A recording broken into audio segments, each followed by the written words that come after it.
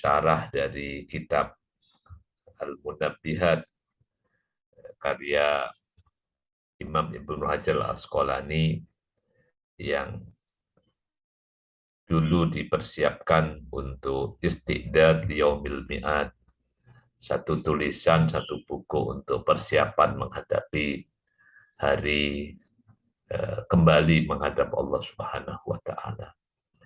Tidak lupa kita doakan kepada saudara-saudara kita, kepada guru kita yang hari ini khususnya Ustadz Dr. Najamuddin Kemara Hamid yang tadi dipanggil Allah Subhanahu wa taala. Semoga Allah berikan rahmat, Allah ampuni segala kehilafannya, Allah lipat gandakan kebaikan-kebaikannya. Semoga Allah menempatkannya menjadi di antara ahli surganya. Bapak Ibu rahimakumullah, kita akan lanjutkan pengajian kita di sore hari ini di Al-Maqalah Ar-Rabi'ah. Di pekan lalu sampai di Al-Maqalah As-Salisah di bab As-Sulasi. Sekarang kita lanjutkan wal maqalatur rabi'ah. Nasihat atau makalah yang keempat an Utsman radhiyallahu anhu. Makalah yang keempat, nasihat yang keempat ini disampaikan dari sahabat Utsman radhiyallahu anhu, khalifah ketiga dari Khulafaur Rasyidin pengganti Rasulullah Shallallahu Alaihi Wasallam, yang juga sering dikenal sebagai Dunnurain, seorang sahabat yang menikah dengan dua putri Nabi Shallallahu Alaihi Wasallam secara bergantian. Utsman radhiyallahu anhu, bangsawan Arab yang terkenal dengan kekayaan yang berlimpah itu, menyampaikan nasihat. Man tarokat dunya ahabbahullahu ta'ala. Wa man tarokat dunuba ahabbahul malaikatu. Wa man hasamat toma'a anil muslimina ahabbahul muslimuna. Ini nasihat dari sahabat Utsman radhiyallahu anhu. Sahabat Utsman menyatakan man tarokat dunya, barang siapa yang meninggalkan dunia, yang diartikan oleh Syekh Nawawi bi an aqalla syabu'a wal akla, bi an aqalla syab'a wal akla wa abghadastana minan nas. Jadi maksudnya meninggalkan dunia itu bukan sama sekali tidak peduli dengan dunia, tapi yang dimaksudkan oleh Syekh Nawawi artinya aqalla syabu'a. Aqalla syab'a. Syab'a itu mengurangi kenyang. Mengurangi kenyang. Jadi kalau cara makan yang diajarkan Rasulullah SAW itu kan, jadi nahnu qaumun la na'kulu qabla an naju wa nantahi qabla an nashbah. Jadi dalam ungkapan Nabi tentang cara makan, bahwa kami adalah kaum yang tidak makan sebelum lapar dan berhenti makan sebelum kenyang.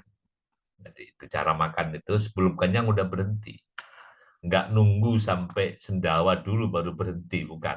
Jadi kata ini penjelasan Syekh Nawawi, maksudnya meninggalkan dunia itu ya mengurangi kenyang.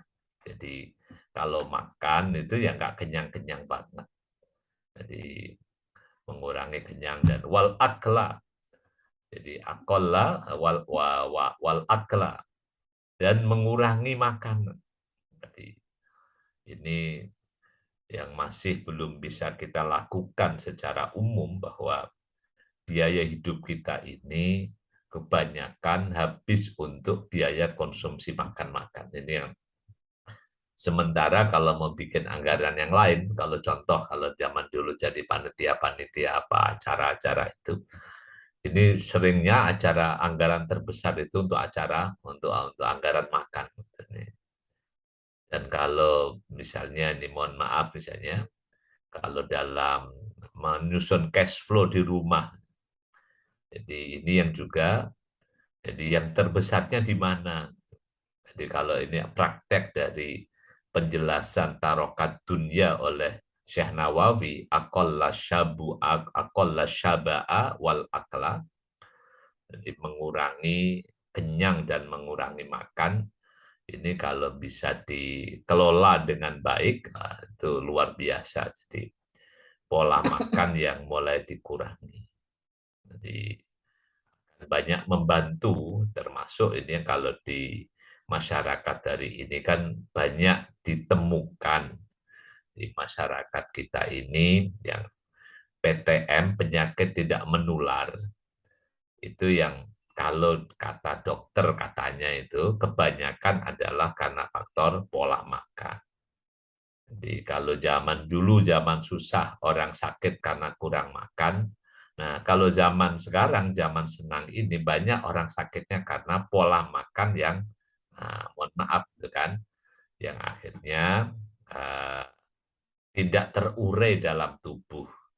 Gula berlebih, kolesterol berlebih, dan sebagainya, dan sebagainya. Jadi ini, jadi kalau di urai dalam ilmu kesehatan ya, pola makan ini yang menyumbang besar bagi penurunan kesehatan. Padahal ya, yang sedang diajarkan kan dulu bahwa makan itu untuk sehat. Nah, kita seringkali terjebak makan itu karena enak, makan itu karena pengen kenyang. Ini kalau kita kembali luruskan bahwa mengurangi makan itu artinya bahwa makan ditujukan untuk sehat. Jadi bukan sekedar makan untuk senang, bukan makan untuk kenyang. Itu penjelasan Syekh Nawawi. Wa abghadas sana'a, dan tidak menyukai pujian, minan nasi, dari manusia. Wah, ini agak berat zaman sekarang. Di zaman era medsos yang orang bahkan mencari jempol, gitu kan. Banyak-banyakan jempol, banyak-banyakan like, gitu kan. Nah, biasanya like and subscribe apa itu ya. Ini kalau yang dicari adalah pujian orang, wah ini kacau ini. Ini bisa merusak hati, merusak, bahkan nanti akan merusak agama, karena ketika yang dicari pujian orang, maka itu akan terjebak kepada ria. Nah, terus gimana kalau kita jadi ustadz-ustadz yang menggunakan medsos ini? Ya kita harus luruskan cara hati kita, niat kita. Jadi bukan untuk mencari jempol, mencari like and subscribe apa itu, tapi menggunakan medsos bagi para ustadz ini dalam rangka agar semakin banyak orang yang bisa mendapatkan pencerahan. Jadi masalah nanti orang dengan penyakit suka atau tidak suka, nah itu nanti respon mereka. Tapi niat yang perlu diluruskan, moga-moga Allah jaga hati kita, Allah jaga niat kita, bahwa penggunaan media sosial, media apapun oleh para ustadz ini dalam menyebarkan kebaikan, tujuannya bukan mencari like, bukan mencari jempol, bukan itu, tetapi tujuannya agar semakin banyak orang yang bisa terjangkau oleh siaran-siaran kebaikan. Sehingga tidak ada nanti alasan di hadapan Allah Subhanahu wa Ta'ala bagi orang yang salah. Kenapa kok sampai tetap salah dan dosa? Nanti jangan sampai punya alasan bahwa saya nggak pernah mendengar ada penjelasan dari Ustadz, saya tidak pernah mendengarkan penjelasan agama. Nah, kita jadi di kalangan para guru, para ustadz ini ya menggunakan media sosial ini dalam rangka tadi. Semoga semakin banyak orang yang terjangkau oleh siaran-siaran kebaikan. Oke, jadi ini kata Utsman yang dijelaskan, disyarah oleh Syekh Nawawi Al-Jawi Al-Bantani. Maksudnya tarokat dunia itu adalah mengurangi kenyang di perut, mengurangi porsi makan, jadi tidak mencari, tidak memburu pujian orang. Maksudnya wa abghadas sana, tidak menyukai pujian orang. Karena ya kalau sampai orang terjebak dalam pujian, nah ini bisa kacau balau nanti, itu merusak hati, merusak kepribadian. Nah, kata Utsman yang bisa begitu, ahabbahullahu ta'ala. Ahabbahu akan mencintainya Allahu ta'ala, Allah ta'ala. Nah, jadi Allah mencintai orang yang jadi nggak kenyang-kenyang amat, makanya diajarkan ada puasa, orang yang mengurangi makan, jadi nggak berlebihan, karena perintah makan minum itu dikasih catatan wala tusrifu, jangan berlebihan. Nah, masalah berlebih ini kan sangat relatif. Nah, jadi mungkin ada orang yang makannya sebakul tapi belum berlebih karena memang dia perlukan untuk kalori karena kerjanya kerja fisik angkat berat. Tapi bisa jadi orang yang hanya makan sepucuk centong tadi sudah berlebih, ya, bisa jadi karena memang yang dia perlukan untuk kalori tubuhnya nggak bisa jadi tidak sebanyak itu. Ini kalau mau yang lebih yang lebih validnya ya bab ini tentang pola makan dan sebagainya, tentu kita harus merujuk kepada ahli-ahli gizi, ahli-ahli makanan. Apa yang cocok bagi seseorang kan menurut ilmunya dokter ahli gizi pasti berbeda-beda. Bahkan saya pernah dengar misalnya, jadi makanan yang cocok untuk golongan darah itu pun beda-beda. Jadi golongan darah A cocoknya apa, golongan darah B cocoknya apa, dan A, B itu ada beda-beda. Wallahualam. Kenapa? Kata Syekh Nawawi, li'annahu tarokar riya wat tafakhur.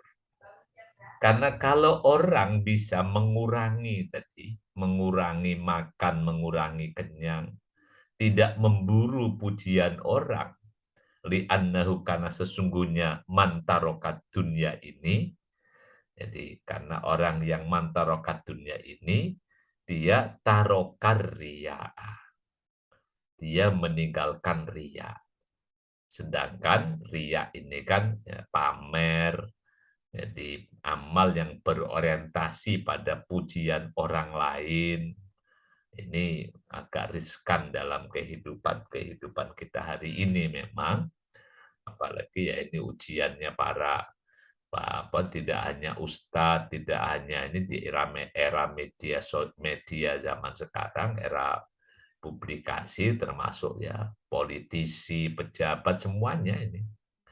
Jadi kalau kerjanya hanya pengen cari pujian orang ya ini terjebak ke dalam murka Allah karena Allah tidak menyukai orang yang riya. Jadi orang yang ini tarokat dunia ini dia tarokat riya wat tafahur. Dia meninggalkan tafahur, bangga-banggaan. Jadi bangga-banggaan, mewah-mewahan. Jadi ya hidup yang sesederhana mungkin. Ini yang menarik, ini yang mengatakan adalah orang yang terkenal kaya raya pada masanya, yang kemudian memilih jadi untuk hidup. Jadi Utsman radhiyallahu anhu kan jadi hidupnya hidup zuhud, hidupnya yang ya secukupnya. Sampai yang misalnya cerita tentang puasanya Utsman dan sebagainya ini kan sampai dalam riwayat bahkan ketika hari Utsman menjadi khalifah dan terbunuh, ketika itu Utsman sedang puasa, sedang puasa. Itu ya. Ini sampai tidak sempat berbuka, tapi kemudian Allah lebih dahulu memanggilnya. Itu cerita Utsman radhiyallahu anhu, puasa yang belum sempat berbuka wafatnya. Ini penggalan pertama, nasihat Utsman dari 3 frasa. Frasa kedua, waman taroka dunuba, dan barang siapa meninggalkan dosa. Tentu meninggalkan dosa yang bagus adalah meninggalkannya karena Allah. Sebab yang nanti bernilai ibadah itu Orang meninggalkan dosa maksiat karena Allah, bukan karena nggak punya duit, bukan karena nggak diajak, bukan karena faktor yang lain ya. Makanya niat itu kan kalau dalam definisi fikihnya kan, jadi qasdut taqarrub wa ta'ah billahi ta'ala bil fi'li awit tarki. Jadi niat itu adalah sengaja mendekatkan diri dan mentaati Allah dengan melakukan sesuatu atau meninggalkan sesuatu. Nah, meninggalkan dosa yang karena takut kepada Allah, itu karena pengen dekat dengan Allah, ini itu yang punya nilai ibadah. Tapi ini kalimatnya kalimat umum, nasihat Uman, nasihat Usman. Jadi misalnya orang meninggalkan dosa bukan karena Allah misalnya. Ini kenapa nggak ikut berbuat dosa misalnya? Karena nggak diajak misalnya. Atau misalnya karena ketinggalan, karena apa nggak punya duit. Ini kalau kalimat ini masih umum, ahabbahul malaika. Orang yang tidak melakukan dosa itu dengan motif apapun, meskipun bukan motif ibadah, ini kalimat ini malaikat menyintainya, ahabbahu mencintainya, mencintai mantarokan dunub itu, al malaikatu malaikat. Kenapa? Li'annahu, karena orang yang tarokan dunub, layut ibul katabah. Dia layut ibu nggak bikin penat, nggak bikin susah, nggak bikin capek. Meskipun malaikat itu layak turun, nggak pernah futur malaikat. Tapi dengan tidak merepotkan malaikat pencatat amal, apalagi yang mencatat al-katabatal ladina yaktubuna sayyi'at, para malaikat penulis, yal alladina, yang para malaikat katabah itu yaktubuna sayyi'at, mencatat keburukan. Jadi para malaikat yang disebutkan dalam surah Al-Fitr, wa inna alaikum lahafidin kiroman katibin ya'lamuna ma taf'alun. Jadi malaikat yang kiroman katibin, malaikat pencatat. Dengan tidak berbuat dosa, ya malaikat pencatat keburukan ya nggak direpotkan lah. Ini kalimat nasihat Usman begitu. Jadi apapun motivasinya. Meskipun tadi yang memiliki nilai ibadah kalau meninggalkan dosa itu karena ada unsur takut kepada Allah atau ingin mendekatkan diri, tidak mau jauh-jauh dari Allah. Oke, itu dalam kajian fikih ya. Waman hasamat toma'a anil muslimin. Waman hasama diartikan aikoto ahu, barang siapa yang berhenti, menghentikan atau ma'a berharap nil muslimina, jadi terhadap sesama kaum muslimin, nggak ngarep, nah, itu kan.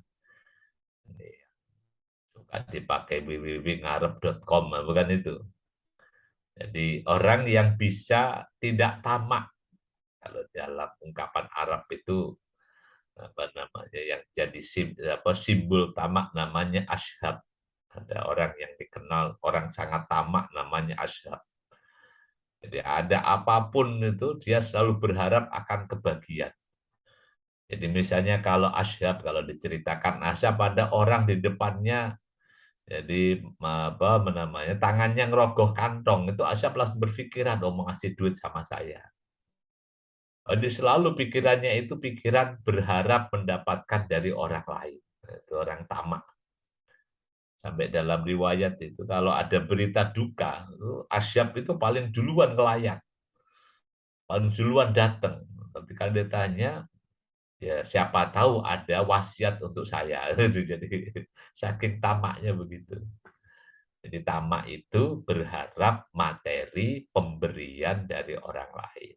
Ini kalau orang bisa, jadi tidak tamak, tidak berharap dari pemberian sama kaum muslimin, ayakoto ahu anhum, jadi menghentikan tamak dari sesama itu, ahabbahul muslimuna. Maka orang itu ahabbahu akan mencintainya, mencintai man hasamat toma itu al muslimuna kaum muslimin. Jadi orang seneng lah. Jadi ini bukan orang yang tamak yang ngarep.com itu. Jadi dia nggak berharap, tapi kalau dikasih bukan menolak juga, boleh.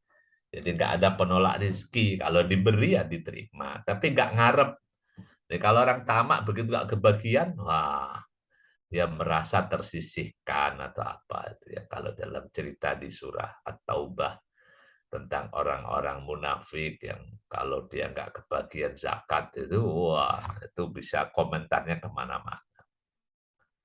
Ya, ini kehidupannya bisa jadi kehidupan kita sekarang ya susah. Tapi kalau kita bandingkan dengan kesulitan yang dialami oleh para pendahulu kita, insya Allah, moga-moga kita masih kuat dan kita bisa menjaga hati kita untuk tidak tamak kepada sesama kaum muslimin.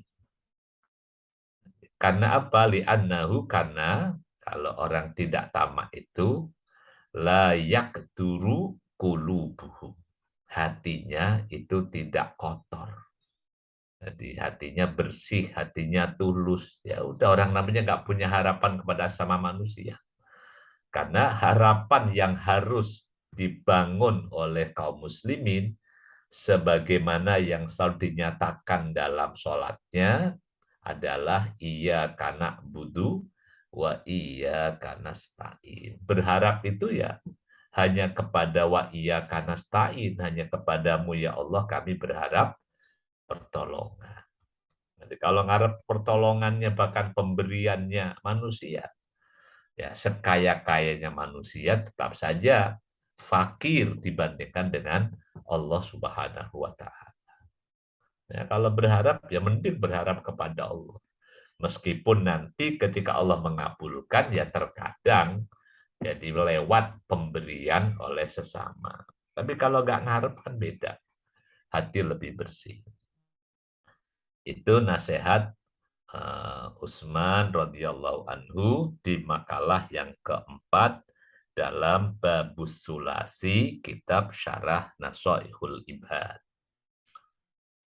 Kita lanjutkan wal maqalatul khamisatu dan makalah nasihat yang kelima an Aliin radhiyallahu anhu dari sahabat Ali radhiyallahu anhu. Ini apa namanya? Imam Ibnu Hajar mengurutkan ada di bab sulasi ini ada dari hadis Nabi lalu yang di apa makalah pertama lalu makalah kedua mengambil dari makalah kedua dari Abu Bakar radhiyallahu anhu. Makalah ketiga diambil dari nasihatnya Umar radhiyallahu anhu. Keempat dari Utsman radhiyallahu anhu dan yang kelima ini diambil dari nasihat Ali bin Abi Thalib radhiyallahu anhu. An Ali radhiyallahu anhu wa karrama wajhahu. Kata nasihat Ali, saya bacakan dulu. Inna min naimid dunya yakfikal islamu nikmatan. Wa inna minasyughli yakfikat ta'atu syughlan. Wa inna minal ibrati yakfikal mautu ibrotan. Ini nasihat yang berisi tiga penggalan kalimat, tiga penggalan nasihat dari Ali radhiyallahu anhu. Wa karramallahu wajhah. Inna min naimid dunya. Sesungguhnya di antara nikmatnya dunia. Dunia itu nikmatnya. Di antara kenikmatan dunia. Yakfikal islamu nikmatan. Nah, cukuplah yakfika, cukuplah bagimu al-islamu Islam nikmatan sebagai nikmat.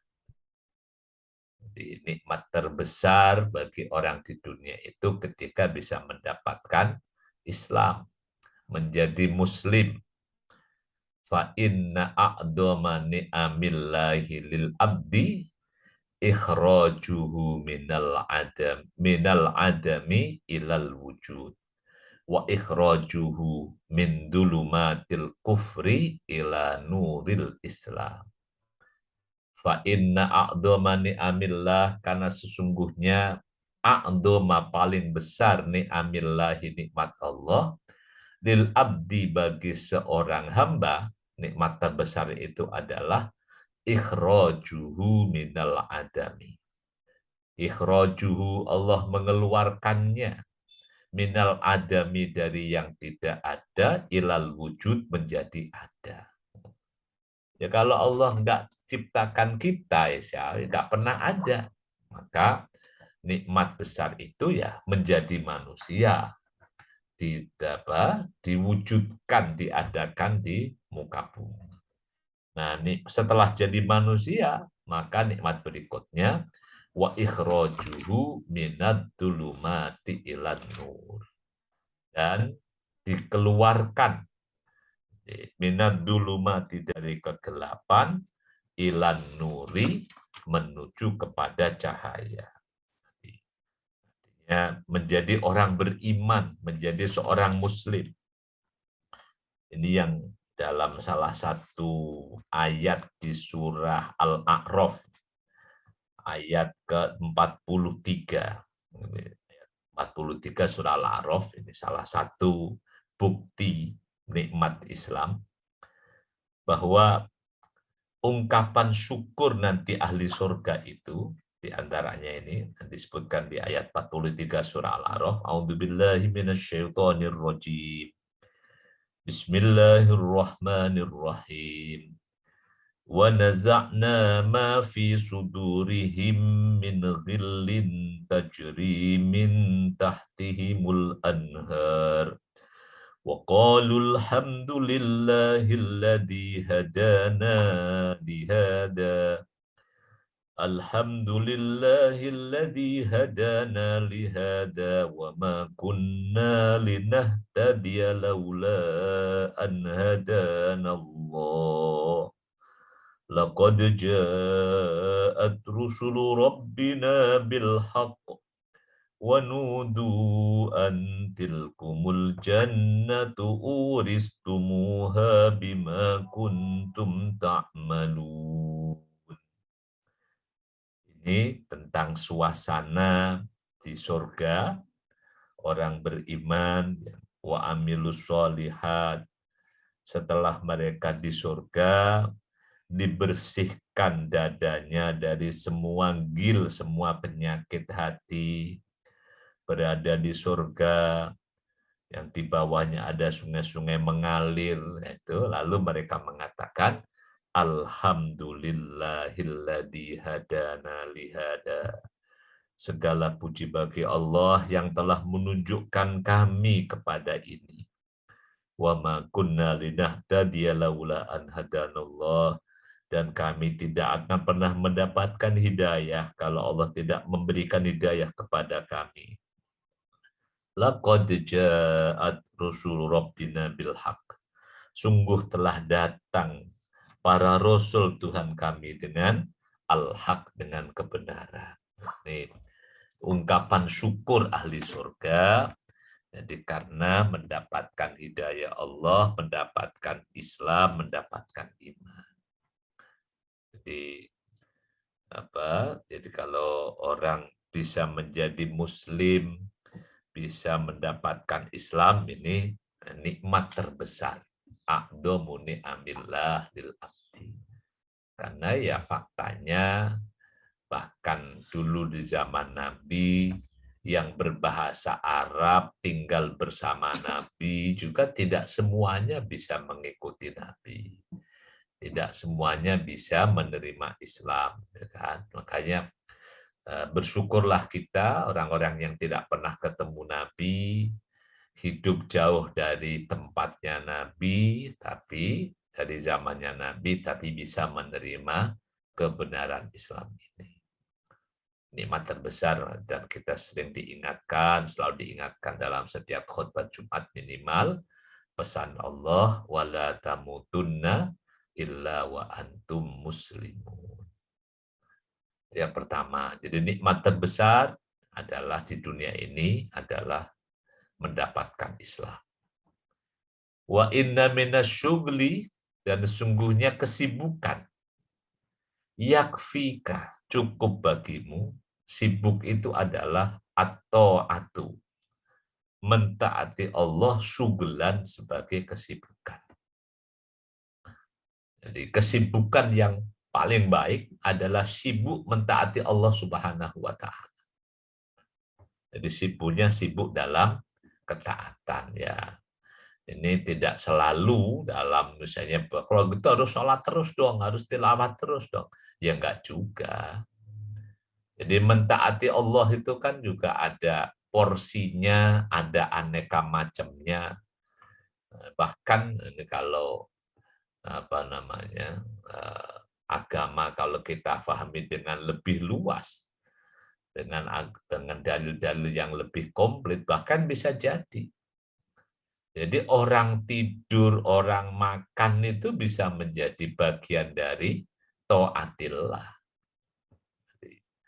Oh, misalnya komentar Nabi yang kalau dalam cerita hadis terkenal itu ya, 3 orang yang datang kepada Nabi, ke rumah Nabi, ketemu dengan istri Nabi.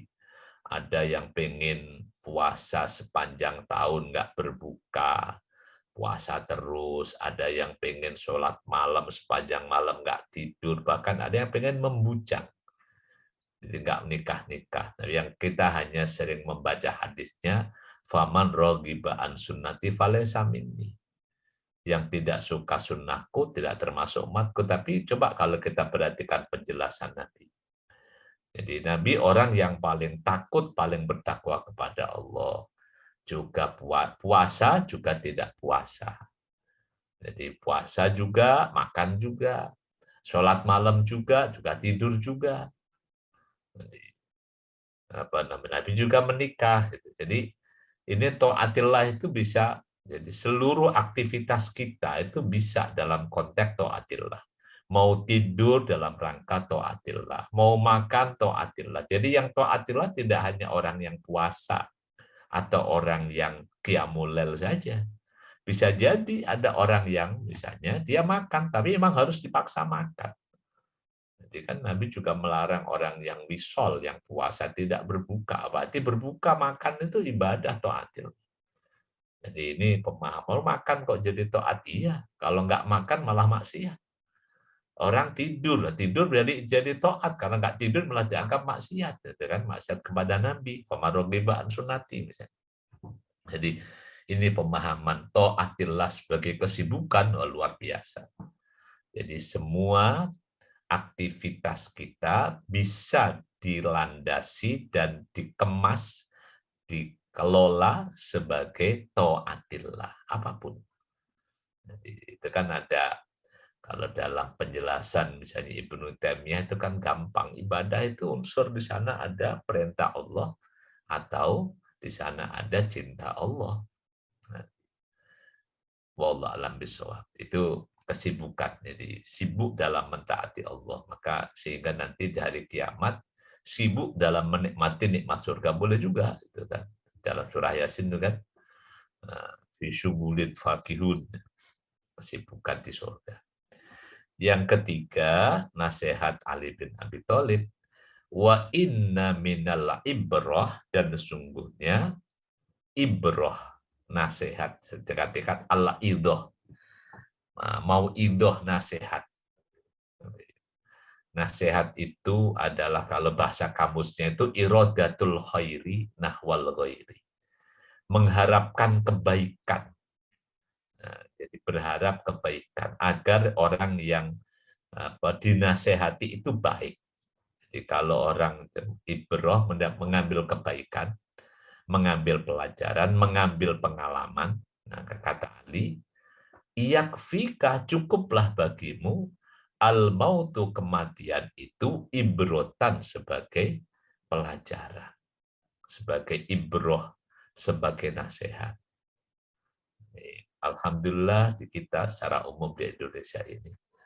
Jadi peristiwa kematian bahkan di agama apapun itu menjadi pelajaran bagi yang masih hidup untuk memperbaiki diri, kembali kepada agama, kembali kepada Allah. Jadi orang yang misalnya sebelum ada bendera kuning di gangnya, mungkin masih ke aktivitas yang ya apalah misalnya gitu, termasuk pakaiannya dan sebagainya. Begitu kalau ada bendera kuning dan kenal siapa yang ditulis namanya bendera kuning itu, maka segeralah dia menasihati diri, mematut-matut diri, bahkan ibu-ibu yang tadinya nggak kerudungan, begitu ada bendera kuning segera ngambil kerudung layat. Nah itu kan ada. Jadi kematian itu membuat orang menjadi agamis.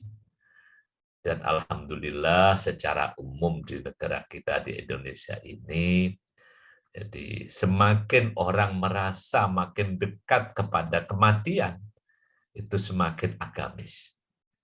Orang nggak tahu masa lalunya kayak apa, mudanya kayak apa. Begitu udah mulai usianya usia senja, secara umum mereka mulai agamis. Orang mungkin dulu masa lalunya kayak apa misalnya, tapi begitu mulai sakit-sakitan, nah itu rata-rata mulai agamis. Ini satu harapan baik bahwa kematian itu memberikan teguran, kafabil mauti wa'ido, kalau di hadis Nabi diungkapannya begitu. Jadi memberikan teguran efektif. Jadi, makanya yang jadi masalah itu kalau orang dengan kematian tidak bisa ngambil pelajaran, nggak bisa dinasehati oleh kematian misalnya, terus dinasehati pakai apa? Jadi orang yang sudah misalnya secara umur, jadi kalau di kita umurnya umur senja, tapi masih nggak tahu diri, ini kan jadi menyedihkan, memprihatinkan. Karena tadi secara umum di masyarakat kita, kalau orang sudah umurnya senja, maka mereka akan menjadi orang yang agamis. Jadi ini jadi Indonesia yang bagus. Indonesia itu masyarakat religius, meskipun tadi seringkali religiusnya itu ketika sudah mendekati kematian. Kadang-kadang ketika masih sehat bugar walafiat, kadang-kadang gitu kan, ketika sedang memiliki jabatan yang strategis, kadang-kadang itu misalnya ya kesannya ya, nggak agami, kesannya nggak suka dengan agama, kesannya.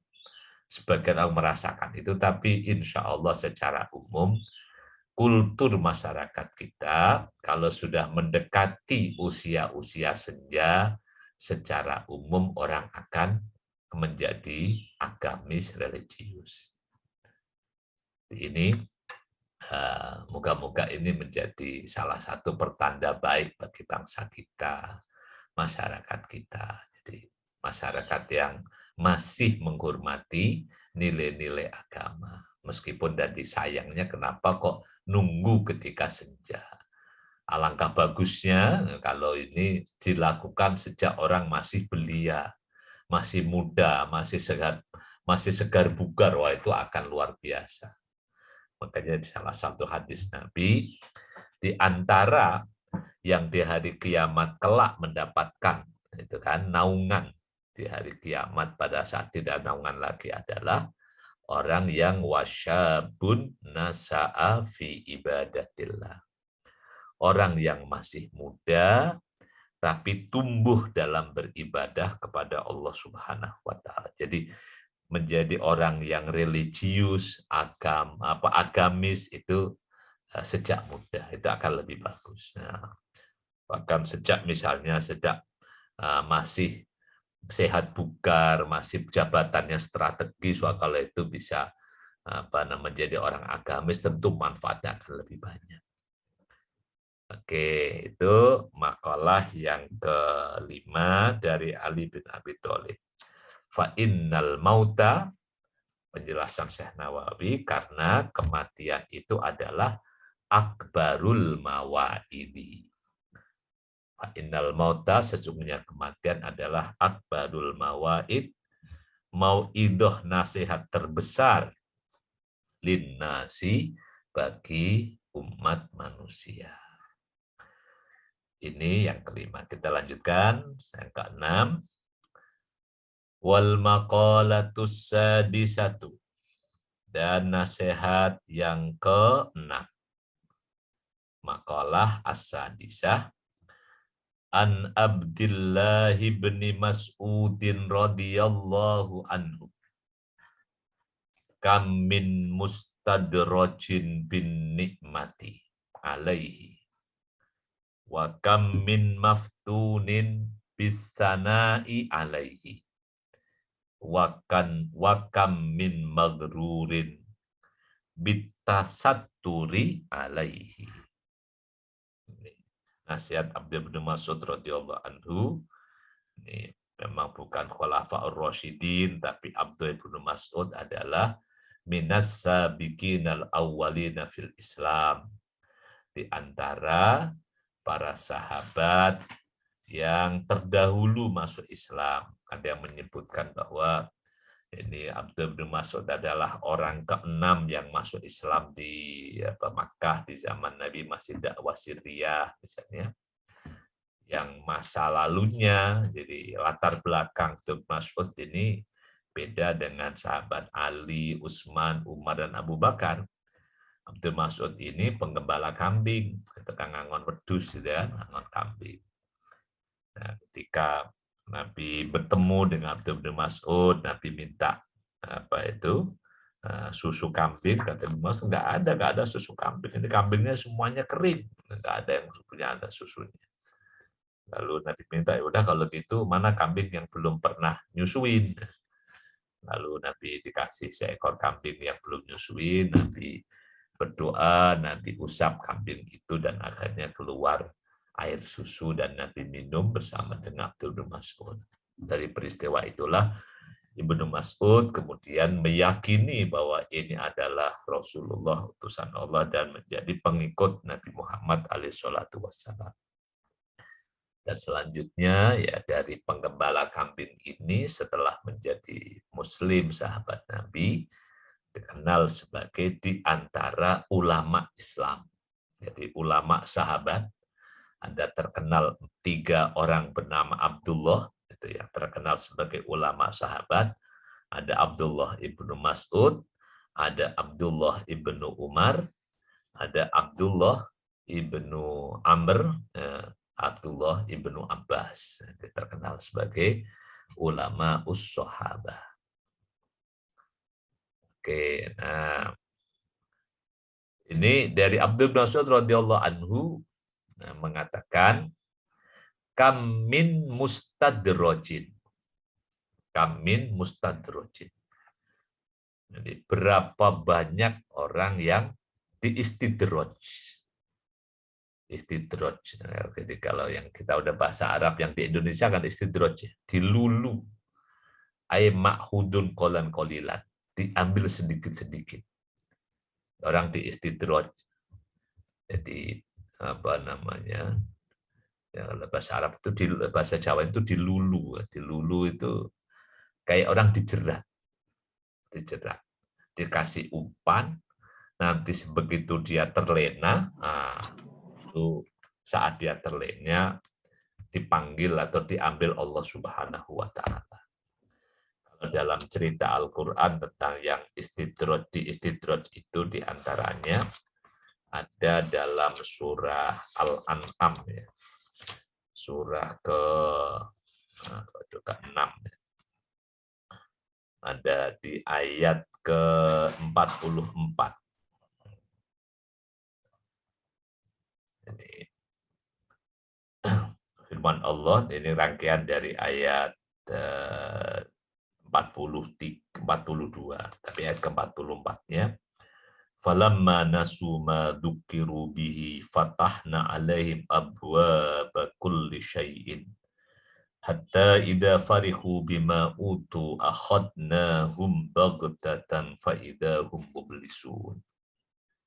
Ini tentang satu kaum yang mereka tidak mau mengikuti, mendekatkan diri, tunduk kepada Allah Subhanahu wa taala. Tapi kaum ini jadi falamma nasu ma dzukiru dengan ayat sebelumnya wa zanalahmus syaitanu ma kanu ya'malun.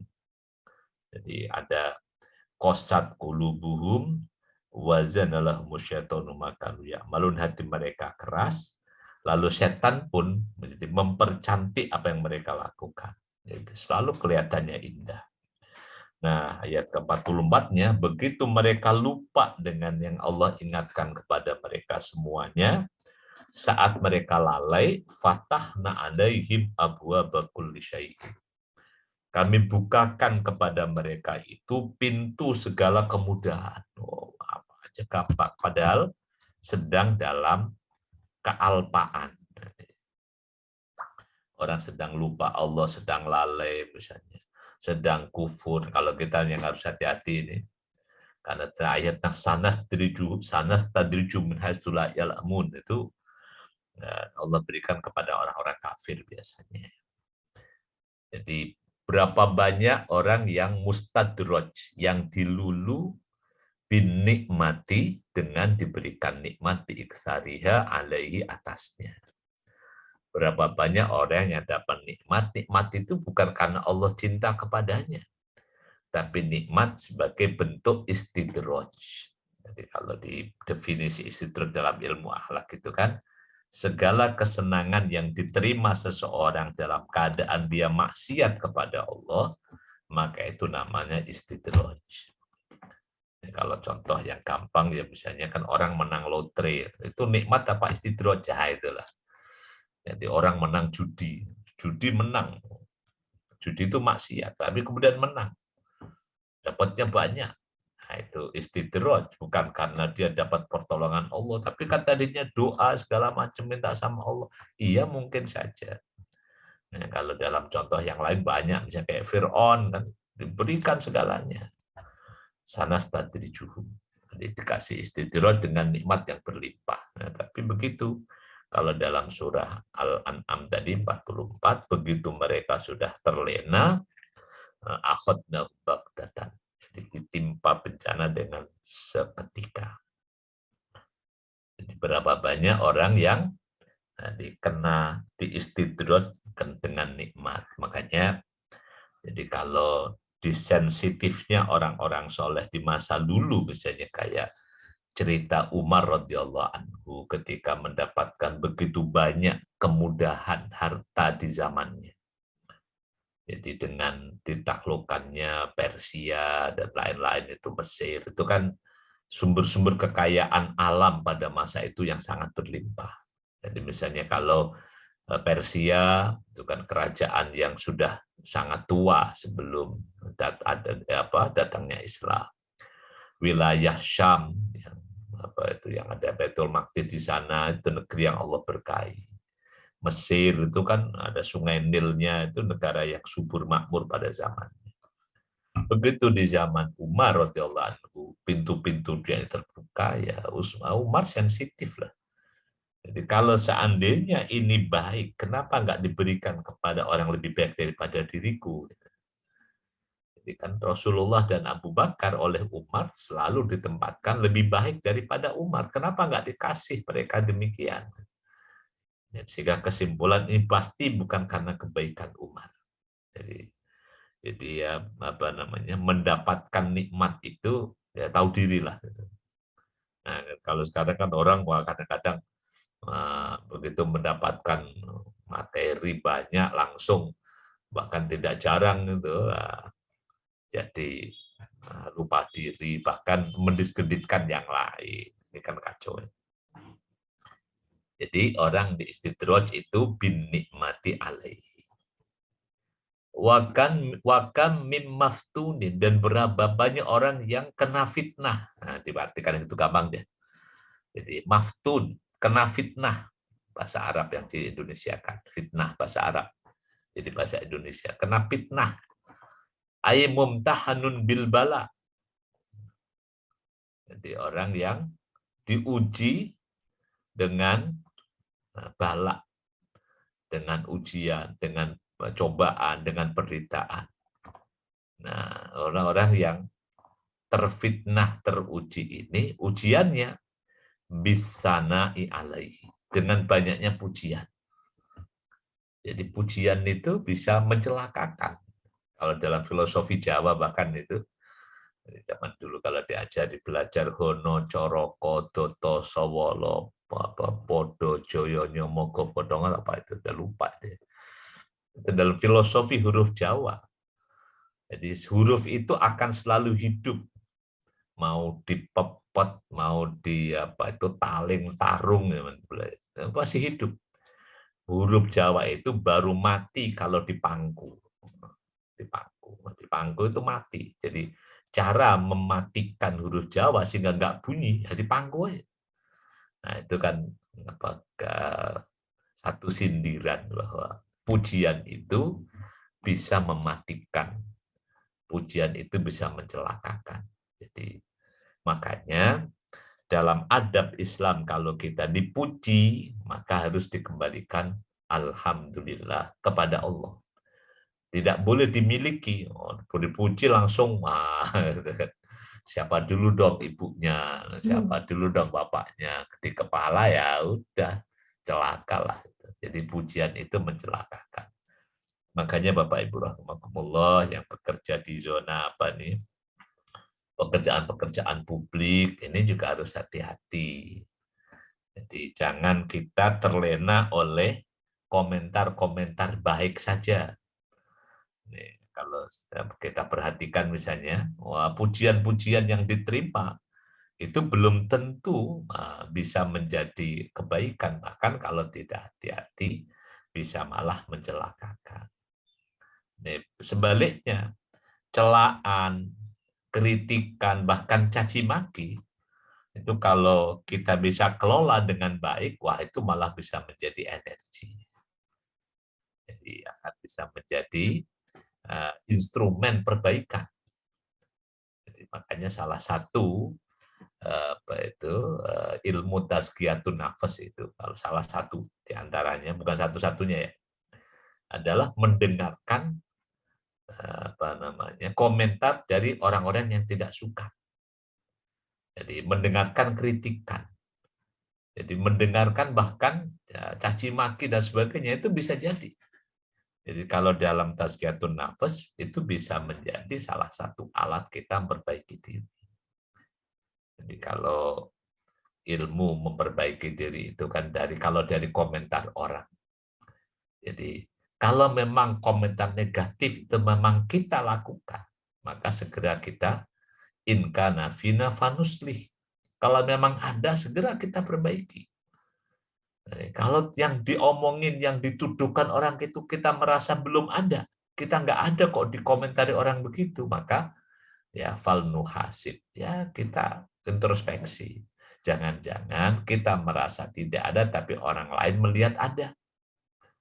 Nah itu apa namanya kritik, caci maki dan sebagainya itu. Terus kalau dalam hapatasiatun nafas ya lebih berguna daripada pujian.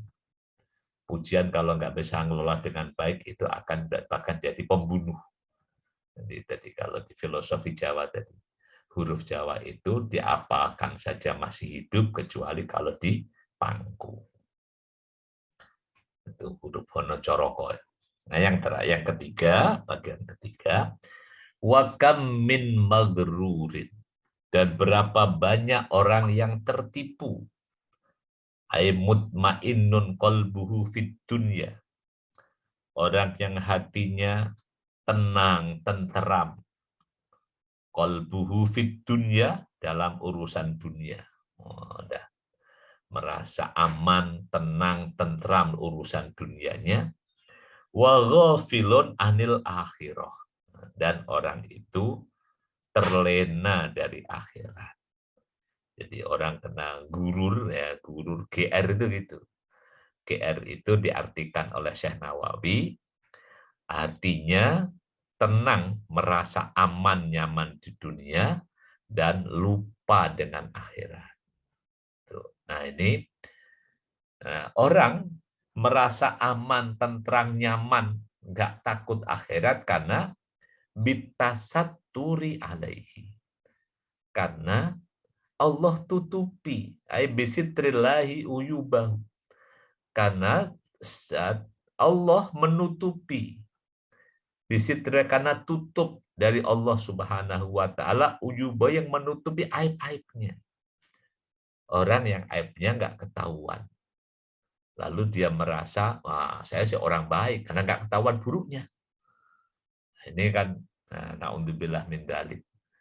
Jadi kalau kita nggak hati-hati, nggak ketahuan buruk itu, karena Allah tutupi, lalu kita merasa aman dan merasa jadi orang baik, wah ini bahaya.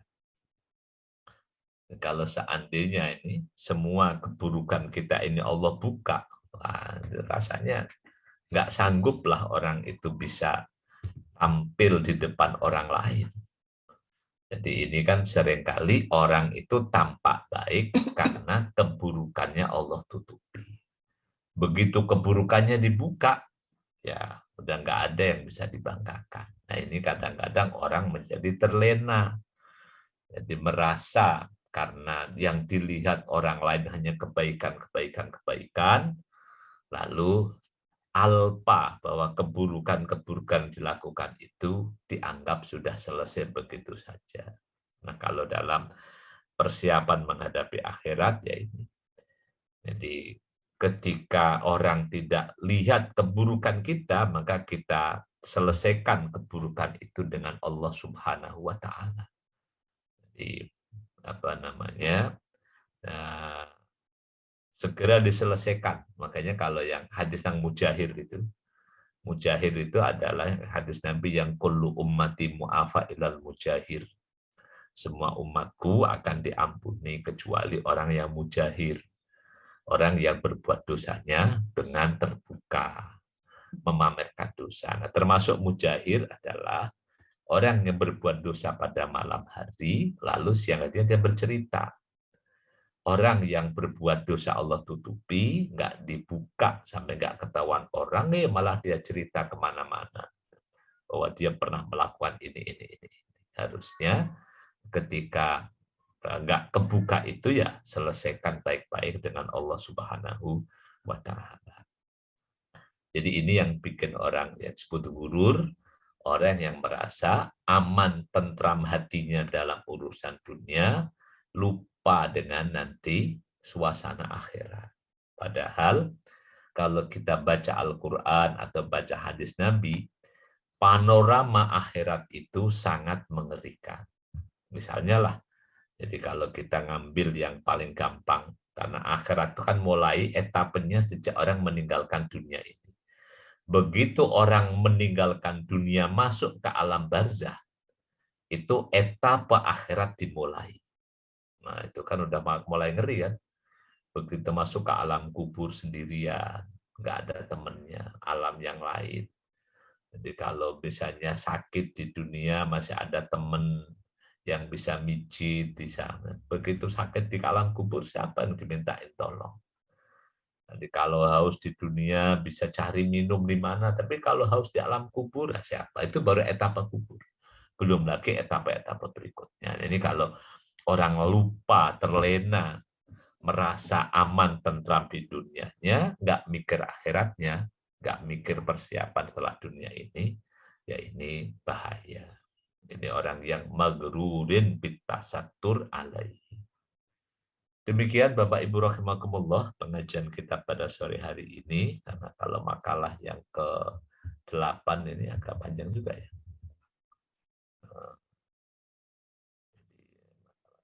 Agak panjang, insya Allah kita lanjutkan pekan depan lah. Kita lanjutkan pekan depan di Al-Maqalah As-Saminah an Abi Hurairah radhiyallahu. Oh, makalah ke-7 ya, masih ada satu lagi. Nah, sekarang ke-7 ya masih ada. Wal maqalatus sabi'ah. Nah, dan makalah yang ke-7. An Dawud an-Nabi, dari Nabi Dawud alaihi salatu wassalam. Kata Nabi Dawud, qala ukhiya fiz zaburi. Ukhiya disampaikan, diwahyukan fiz zaburi dalam kitab Zabur. Kitab yang Nabi Dawud terima dari Allah Subhanahu wa taala, Nih kok PDF-nya nggak ada penjelasannya ini. Wa huwa kitabun anzalahu alaihi. Kitab Allah turunkan pada Nabi Daud.